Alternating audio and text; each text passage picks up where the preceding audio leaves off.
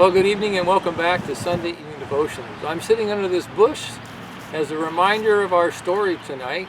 Our story is about Abraham and Sarah and Isaac and Ishmael and Hagar. Yeah, Hagar is back in the scene again, and she and Ishmael are cut off from the people of God, and she finds herself under a bush. So how do we get there? What happens? Well, as you remember, that God had promised that Abraham and Sarah would have a son. And so at 100 years old, that's exactly what happens. Isaac is born. And so Abraham keeps God's word and names him Isaac, laughter, out of the joy and laughter that at his own age, this young son, the son of promise, is finally born to them. But 100 years old, that means that Ishmael is 14. And then as we see the story progress, what we find is that in about 2 or 3 years, when Isaac is weaned, that is, he's no longer needing just the milk of his mother, but is now eating some food, there's a celebration because he has survived a tiny childhood or being a baby and is now growing up to be a little boy.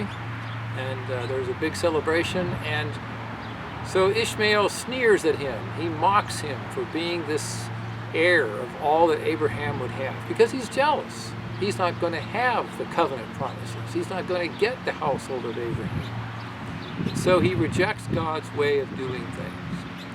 Well, there's a lesson in there for us. As Ishmael was about maybe 16, 17 years old and had come of age and was rejecting God's covenant, being hardened in his heart, we see the world's ways. The world rejects God's purposes and God's way of doing things. Jesus says, I'm the way, the truth, and the life. No one comes to the Father but through me. And most of us want to do it our way. Well, that was Ishmael. He wanted to do it his way. So Sarah sees all this happening, and she sees the relationship deteriorating, and she knows it's time for Hagar and Ishmael to leave. They've rejected God's promises. Abraham and Sarah have received them, but Ishmael and Hagar have not. And so though this disturbs Abraham because it reminds him of the previous episode when Sarah cast them out, yet now God reminds him, no, this is the right thing because his covenant promises are with Isaac. And so he sets them on their way and they travel off and having food and water for a period of time, but that water runs out, that food runs out, and so Hagar finds herself in the desert and she separates herself just about a stone's throw from her son Ishmael, puts him in the shade where she finds some, and she herself crawls under a bush, something like, perhaps like this, and waits to see what might happen. They're dependent upon God. All of us are dependent upon God. And God is gracious. Even though they've cut themselves off from the covenant promises, the angel of God, not the angel of the covenant, but the angel of God hears them and comes. And you see, that's Christ. He offers salvation. He offers his common graces to all because God is still a loving God.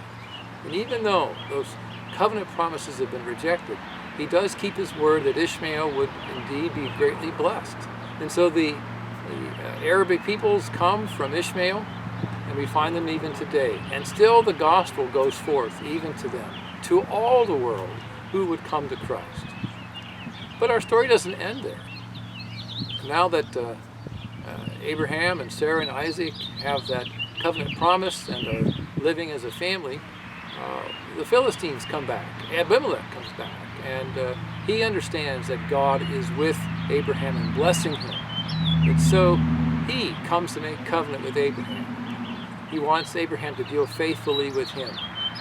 And so they make a covenant, and they solidify that covenant with the giving of animals, and there's the discussion about the wells and property rights in that regard for Abraham's livestock and whatnot. But what Abraham is finding is that God is faithful. God keeps his promises. And we need to remember that even though things may get difficult and challenging, and it may take longer than we wish, God is ever faithful. Well, that's good news. Good night.